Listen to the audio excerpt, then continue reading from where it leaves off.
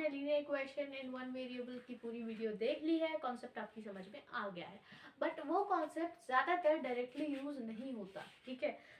इस चैप्टर से किस प्रकार के क्वेश्चंस बनते हैं, तो बहुत टाइप्स के क्वेश्चंस बन सकते हैं। एंगल रिलेटेड प्रॉब्लम्स, इसमें आपके नंबर रिलेटेड प्रॉब्लम्स, इसमें आपके बहुत सारी चीज़ें आती हैं, money related problems, capacity related problems, यानी बहुत सारे सवाल इस चैप्टर से बन सकते हैं।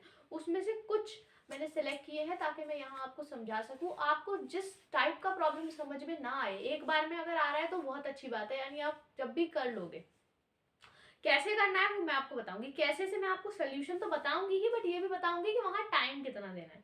दूसरी चीज़ ये कि आप ये याद रखो कि आपने जो ये सॉल्यूशन जब अगर आपको एक बार में समझ में नहीं आ रहा है तो उसको रीप्ले करो, नहीं आ रहा है फिर प्ले करो, नहीं आ रहा है नो प्रॉब्लम, फिर आप उस प्रॉब्लम को नीचे लिख देना कि क्वेश्चन नंबर 1 के टाइप के और क्वेश्चन आप करवाइए। तो मैं उस पर्टिकुलर, जैसे मनी रिलेटेड प्रॉब्लम आपको समझ में नहीं आया तो उससे रिलेटेड 20-30 क्वेश्चन का एक कंपाइलेशन बना के एक वीडियो डालूंगी ताकि आप उस टॉपिक के सारे क्वेश्चंस कर सको। समझ गए? चलो शुरू करते हैं। पहला क्वेश्चन है नंबर रिलेटेड प्रॉब्लम। अब ये क्वेश्चन अभी तक आप कैसे करते थे, जैसे सबसे पहले हम सवाल पढ़ लेते हैं।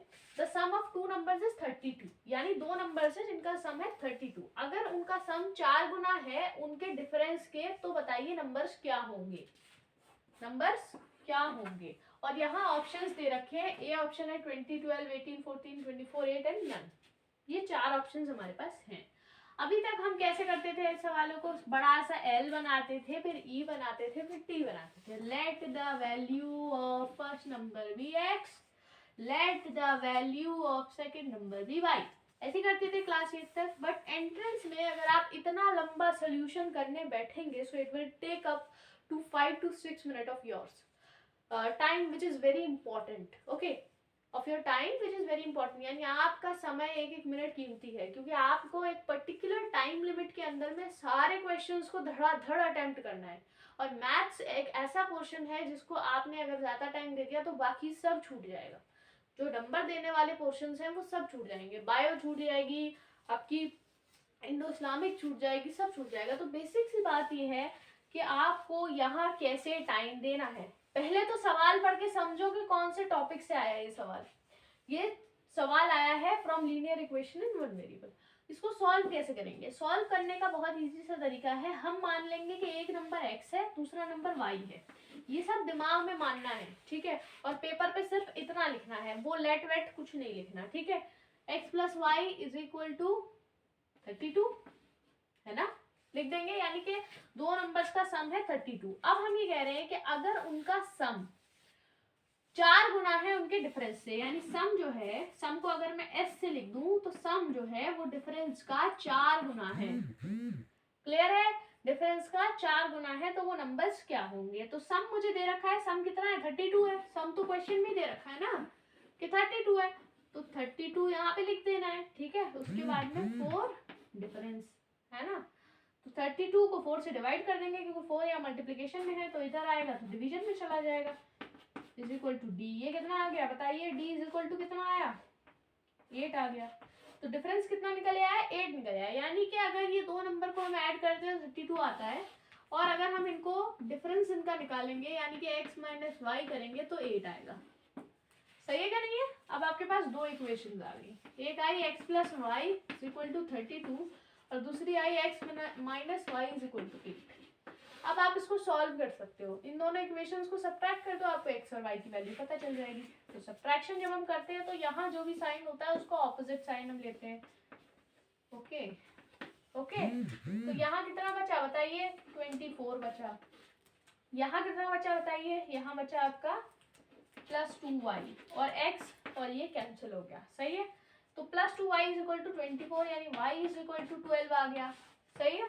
अब y इज इक्वल टू 12 को इनमें से किसी भी एक इक्वेशन में डाल दो, आंसर आ जाएगा। जैसे मान लो इस वाली में डाल दूँ x plus y is equal to 32, y की वैल्यू है 12, x plus 12 is equal to 32, तो x is equal to 32 minus 12 यानी 20, x इज इक्वल टू 20। कितना टाइम लगा होगा आप देख सकते हो वीडियो को कि कितना टाइम इसको सॉल्व करने में लगा है, ठीक है।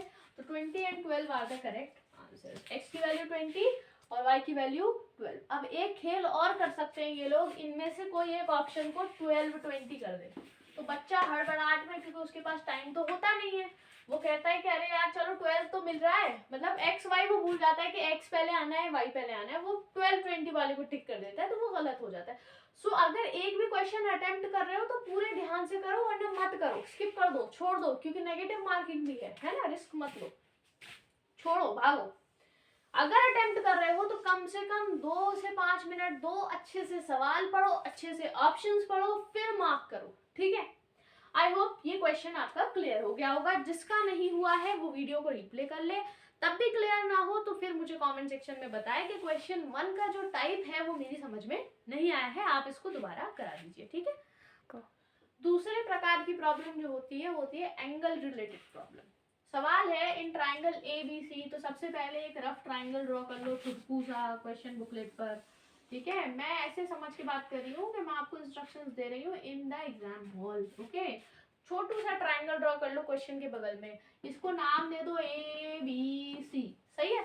अब ये कह रहे हैं कि जो एंगल सी है वो 3 गुना है एंगल बी के, और वो बराबर है twice of angle A plus B. अभी बात करते हैं इसकी, तो बताइए smallest angle of the triangle क्या होगा। समझ गए? नहीं समझे? अब समझो, इस छुटकू से ट्राइंगल का अभी कोई यूज नहीं है। देखो सीधी सी बात ये है कि आपको बताना है स्मॉलेस्ट एंगल। अब यहाँ जो इक्वेशन हमें दे रखी है उसको जरा मैं फैला करके लिख देती हूँ, is equal to twice of angle A plus angle B. अब दो इज इक्वल टू एक साथ तो सॉल्व होंगे नहीं, तो इसमें से किसी एक को खत्म कर दो, ठीक है। इस वाले को हटा दो, एंगल सी वाले को, इसको रखते हैं खाली, है ना। Thrice of angle B is equal to twice of angle A plus angle B.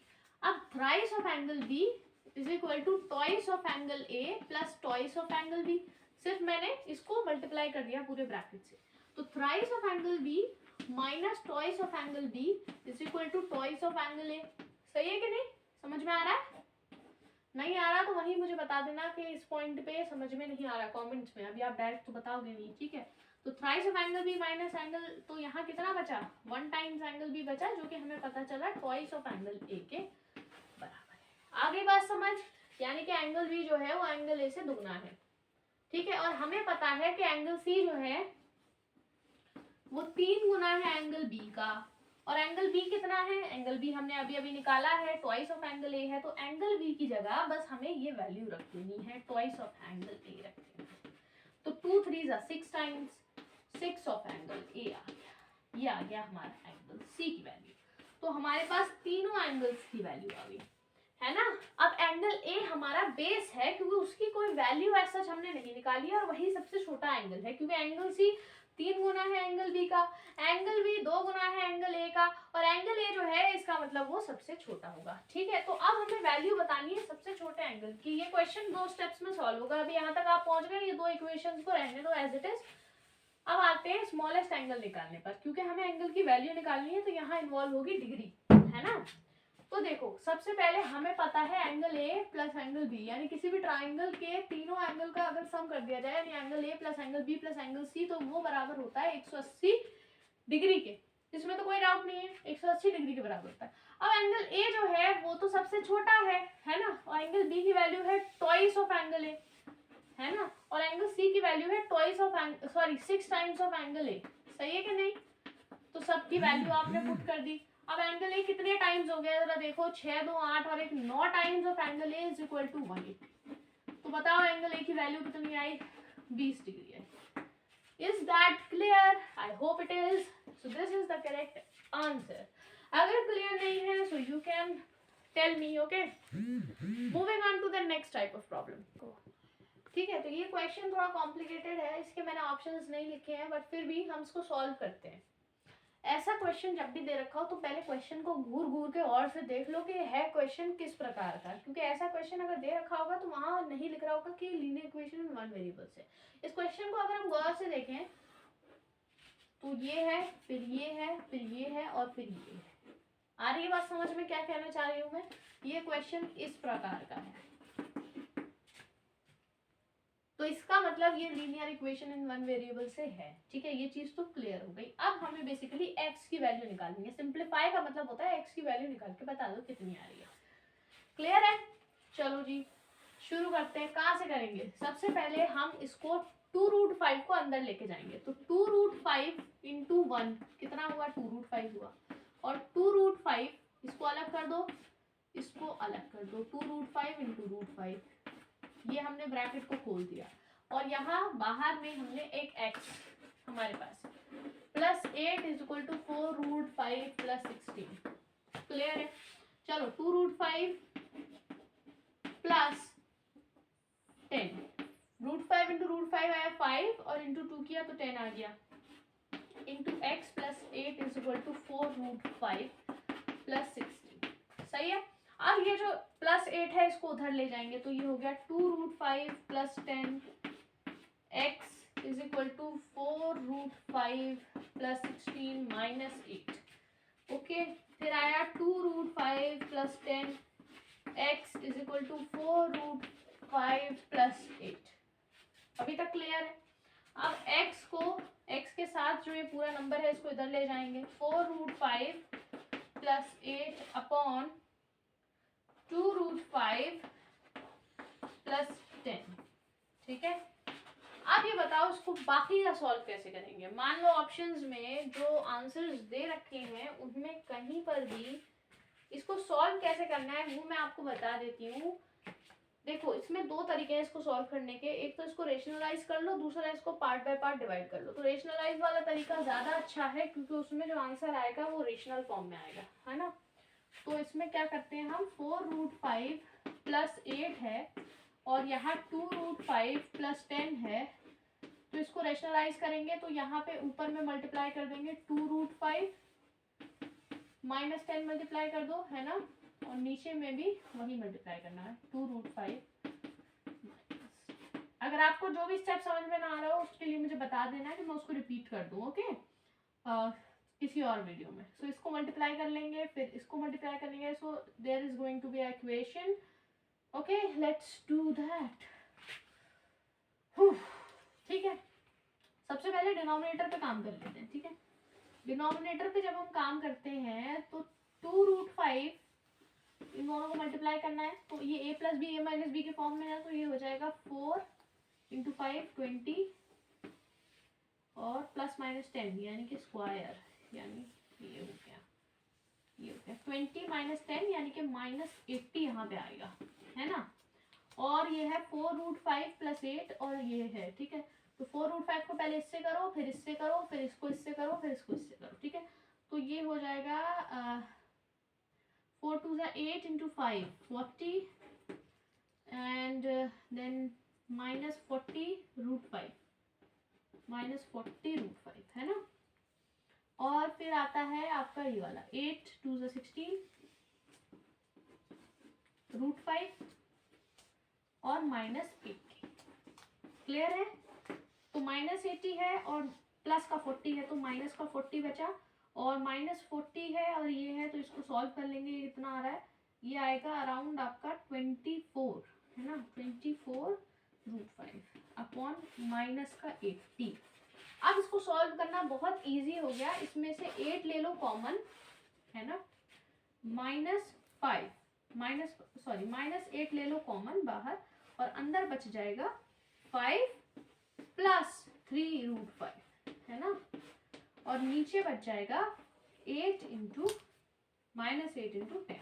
अब ये माइनस 8 हो गया कैंसिल, बचा 5 प्लस 3√5 अपॉन 10।